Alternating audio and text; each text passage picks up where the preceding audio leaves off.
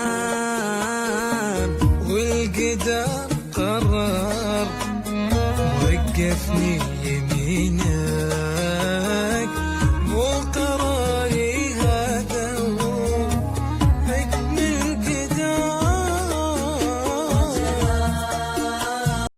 السلام عليكم ورحمة الله تعالى وبركاته. walaashiin anfac maanta waxaan idiin wadaa baastadaas oo aan ka sameyn doono insha Allah ku sameyn doono cheese insha Allah tacaala iyo salmon fish oo aan gooni u sameyn doono u shiili doono insha Allah. la socod wanaagsan inaad ka faa'iidaysteen rajaynaa insha Allah.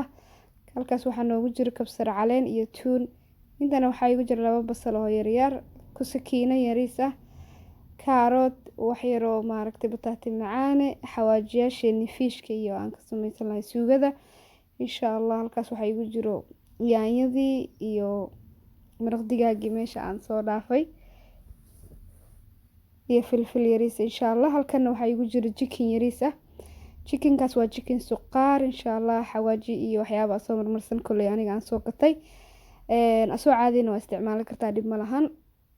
halkan waxaa igu jiro salmon fishki waaye. salmon fishkan ma lahan wax maaragtay lafa iyo waxba kuma jiraan, waa laf la'aan. marka sidaan aan ku soo gaday waan jarjaray insha Allah tacaala. gadaal diirka aniga waa inta badan waan ku dhaafaa marka insha Allah. halkana waxaa igu jiro cheese-kii aan maaragtay hadhowdii intaan soo xoqaan baastada ku shiili lahaa insha Allah. barbarooniyaashii iyo basashii aan suugada kor uga darsan lahayna waa kaasa. labadaas halkaas ii dhig insha Allah tacaala iyo baastada waa ii dambeysaa.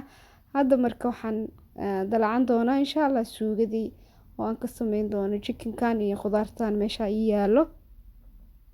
halkaasna waxaa igu jiro digsigii insha Allah oo baastada aan ku kari lahay.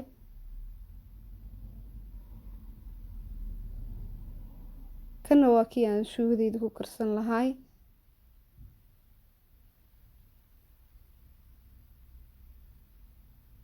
saliid olive aan soo qaadanaya oo wax yar aan ku shubanaya insha Allah. dalaceeni aan guda galeynaa.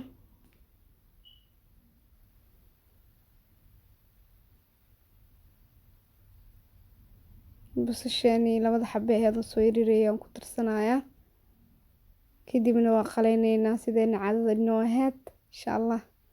markay soo qaleysantaan ku darsaneynaa chickenkeeni iyo yaanyada iyo waxaas dhan insha Allah, step by step. waxa dhan hal mar ugu wada dari doono, xigba mar insha Allah ku dari doono insha Allah.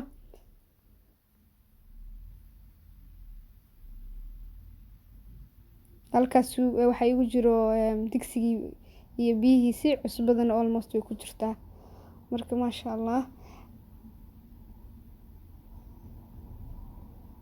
hadana waxaan ku darsanayaa chickenkii aan ku darayaa insha Allah.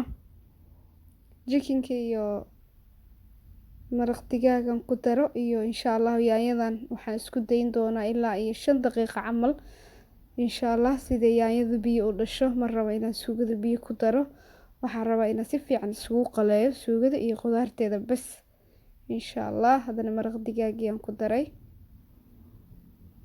filfishi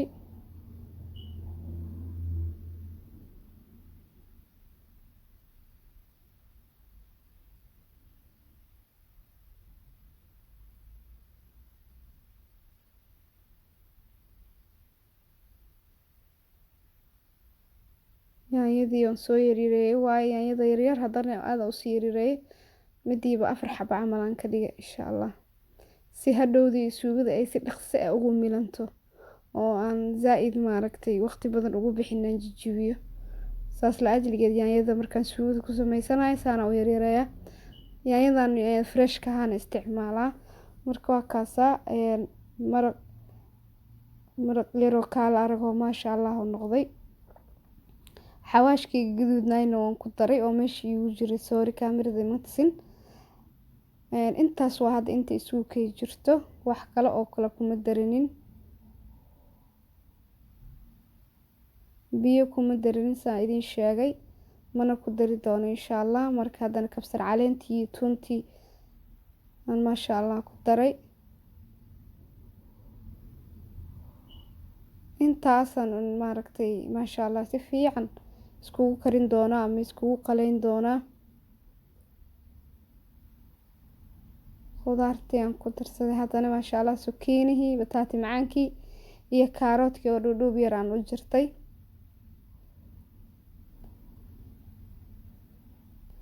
suugadan inaba caadi maahan aan ku dhaha shakeyn doontiin haddaad soo tijaabisaan adaan biyo ku darin saas ugu gaabisid khudaartaasna aa ku dartid maasha allah. bas hadda wax yar waa u gaabsanayaa adii ilaa nambar 3 aan u geysanaa si uuna khudaartani u bislaato suugadeedana iiga gubanin. haddana baastadii aan ku darsanaya insha allah. baastada iyo suugada waa kala karinaya hadhowdana insha allah waa isku dhex dari doonaa. waa kaasaa baastada waa baasto balbalaaran waa isku duuduuban tahay laakiin biyaha kulul markay aragto way kala baxaysaa. waa baasta dheerdheer.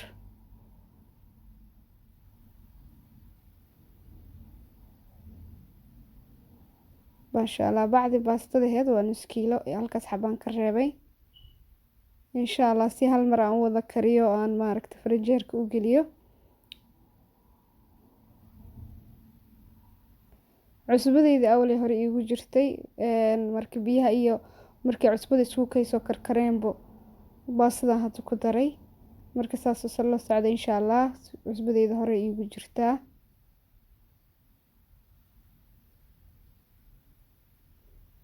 maasha allah baastada intay iisii karkarayso oo iisii bislaanayso meeshaan waxa iigu jiro waa mushroom waaye Soomaaliyan waxa lagu yiraahdaa ma aqaan ha laysoo sheego kulaani Soomaaliya hadan ku arki jirina lama cuni jirin laakiin halkan fitamiin fiican ku jiro waa la cunaa maasha allah meelahan westernka ah.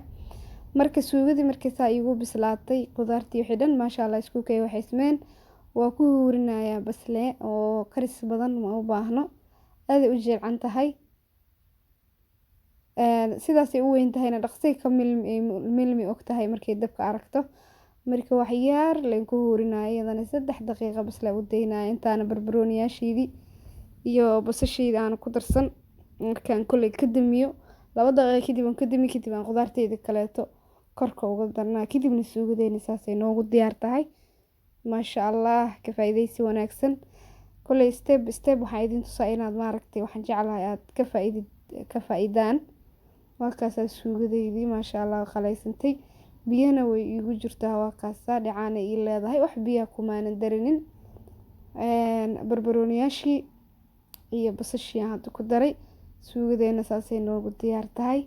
I hope inaad ka faa'iideysataan kana faa'iidi doontiin insha allah tacaala kana heli doontiinba. halkaas baastadeedii aan soo karsaday iigu jirto halkaasna jiiskeygii iyaan soo diyaarsaday waaye. marka maasha allah waxaan sameynaa suugada gab digsigan ku siinayaa kadibna jiiskan ku kordhaya insha allah tacaala waana isku shiili doonaa ilaa iyo 2 daqiiqo 3 daqiiqo camal aan si fiican kaamirada intaan meel dhigto aan si fiican u shiili doonaa insha allah. idinkana waxaan rajeynayaa inaad stepkan amartaan to ilaahay yiraahdo si jiiskii iyo baastadii iyo suugadii ay si fiican iskugu dhex milmaan ay macaan iskugu noqdaan insha allah. I hope inaad zaaid uga maaragtay inaad ka heli doontaan soona tijaabin doontaan insha allah tacaala sida aan aniga hore u arkay oo idinku soo xulay. I hope inaad idinkana ka heli doontiin insha allah. asxaabteyda igu cusub waxaan leeyahay soo dhawaada halkan waa channelkiini asxaabtiina kalena u sii share gareeya dadkii hore noola joogana commentkiina waa aragtay waa muhiim insha allah tacaala like hadaa ka heshanay soo saaray biidnillah. hadda fargeedadaasaan qaadanaya insha allah tacaala si fiican aan isku dhexgelinaa isku soo noqonina maasha allah. waa kaasa lagama sheekeyn karo baastadii iyo suugadii si fiican iskugu dhex milmeen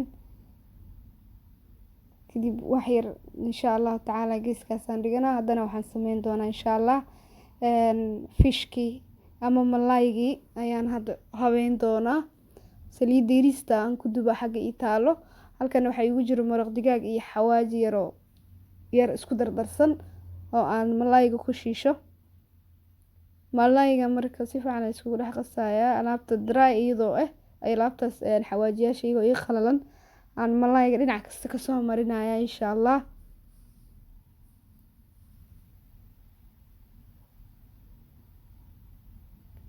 si fiican maaragtay 3 geesbo ilaa iyo meesha ugu hooseysa oo maqaarka ah kulli meeshaas dhinac kasta waan kasoo marinayaa si uu dhinac walba isku dheeli tirnaado dhanaankiisa.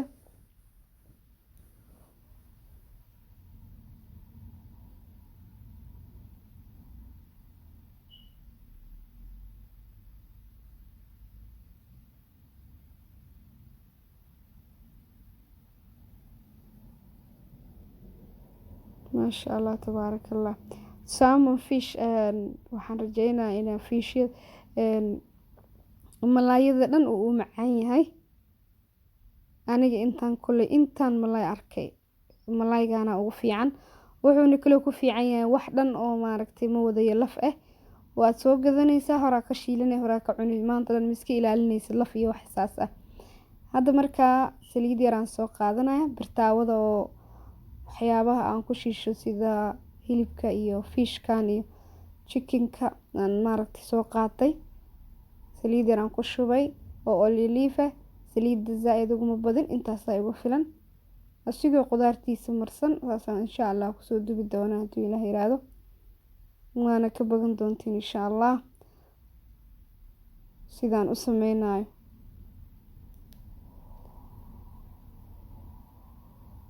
saliid badan haddaa ku dhex ridid ama noocyo kale u karisid inuu kaa burburaa macquul ah, laakiin sidaan haddaa ku sameysid waqti badan ma kaa qaadanayo, wax macaan oo kala aragaho maasha allah, qurux badan uu kaaga soo baxaa oo aanan fishkii malaayga aanan kaa burburinin, sidiisa soo isku haysta maasha allah.